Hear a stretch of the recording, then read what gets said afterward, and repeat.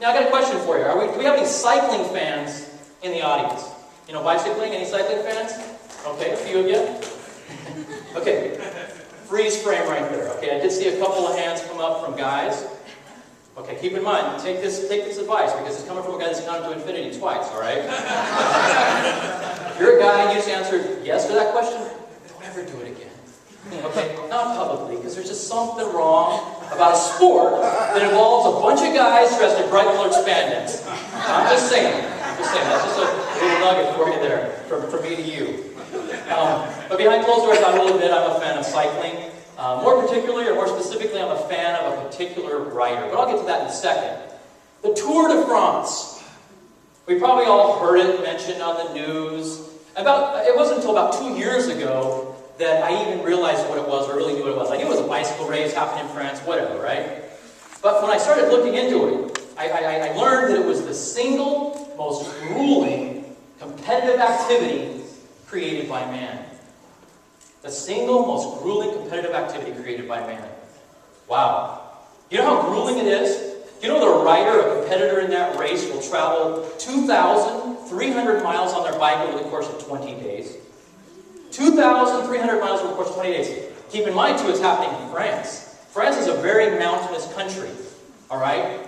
They're climbing mountains at the same time. If you add up all the climbs, they have to climb the equivalent of 3 Everests during this 20 days. 2,300 miles. I don't know if you can understand how far that is, but if you got on your bike here in Irvine, you'd have to ride to Philadelphia and climb Everest 3 times in between. Can you say insane? Can you say insanity? Exactly. I don't know who would willingly put themselves in a situation like this and call it fun. All right? Psycho, right? But can you imagine the athleticism that's required to do that? More so, can you even fathom the mental toughness that's required to do that? The dedication, the determination. You're riding in the wind, the rain, the sun, 2,300 miles, climbing Everest 3 times in spandex. Okay? I don't know. It's insanity. Earlier on, I mentioned that I'm a fan of a particular rider. Anyone want to guess who that fan is? Was it that easy? You're right. Lance Armstrong. We've seen him on the box of Wheaties, right? We've seen him on Super Bowl commercials. Some of us know that he's a cyclist. I believe most of us probably know he's a cyclist. And those of us that are maybe a little more savvy in touch with the current events and whatnot will probably know that he's a 7-time Tour de France champion. Okay? So we talked about how grueling that was. 2,300 miles, climbing Everest 3 times. He did it 7 times and won it 7 times in a row. Amazing. Did you know he's also a cancer survivor? And I'm not just talking about pinky cancer. I'm not talking about some funky looking mole. I'm talking about a stage 5 testicular cancer. One of his boys was the size of a grapefruit. Okay? And then it moved into his abdomen, his lungs, and into his brain. Alright? He was given a 40% chance to live. Here's another thing that might shock you. Do you know that his 7 victories came after the cancer? Wow. He raced 2 times before the cancer, but we don't really hear a lot about that. He didn't win, right? He wasn't a contender. He didn't make a notable showing. But guess what? After the cancer, 7 victories. 7. It's never been done by any other human. No Frenchman has done that. That's a big insult to them. All right? It's their race. Here's some white dude from Texas is rocking. You know what I mean? And when I learned this, 2 times pre-cancer, no win, 7 times after the cancer, I couldn't help but ask myself why. I'm not sure if you're asking why. You know, arguably, he's probably a lot more fit before the cancer. He was younger. Why wasn't he winning then? But after the cancer, he's winning. You know, and the experts have all the answers, you know. They theorize about what happened and all this kind of stuff. They talk about how the chemotherapy that he had to go through, which was very rigorous. The chemotherapy, Lance, when he first started, he was a triathlete. You know, that's where they run, bike, and swim. Well, as a triathlete, you're doing a lot of swimming, right? And so you get big lats and a lot of upper body strength to be able to be an effective swimmer. Well, that upper body mass plays against you when you're climbing Everest 3 times in France, okay? But the chemotherapy and everything else degraded away and atrophied the muscle. That's what the experts think, right?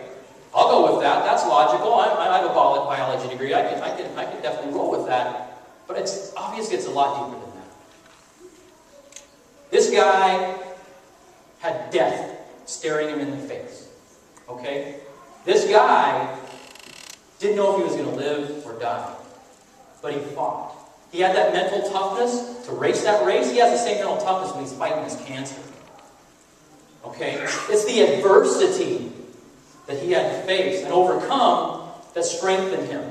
Before the cancer, guess what? I theorize that Lance Armstrong was racing with his legs. After the cancer, he's racing with every fabric of his being. His mind, his heart, his soul. Every time he wins, it's like saying, hey, cancer, I got the best of you. You know what I'm saying? Powerful. The way I see it is that, and I always like this quote. I want to share this real quick. Adversity does a lot for us, and I hate to have Jim Rohn, he's passed, who's a great mentor, a great coach. I learned a lot. I mean, my thinking on the industry changed when I started listening to Rohn. He just makes sense. He makes sense. When he talks about adversity, he says, don't wish for less challenge. Wish for more wisdom.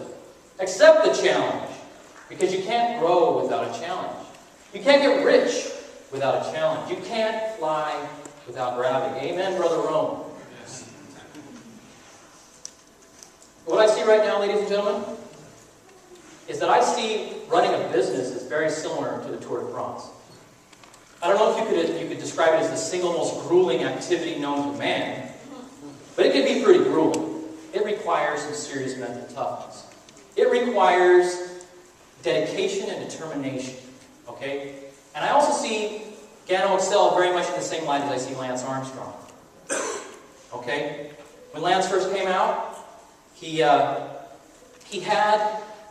some minor victories, but a lot of losses, right? Gano excel, we don't talk about our history here locally in North America that much. We don't. I embrace that history. I embrace the adversity and the challenges that we've had to overcome as an organization, because that is what's made us who we are now. That is what's tempered us. That is what has prepared us, seasoned us, matured us to be the contender and that billion-dollar giant that we keep talking about. I'm not just talking about worldwide billion-dollar giant. Billion-dollar giant here in the United States. All right?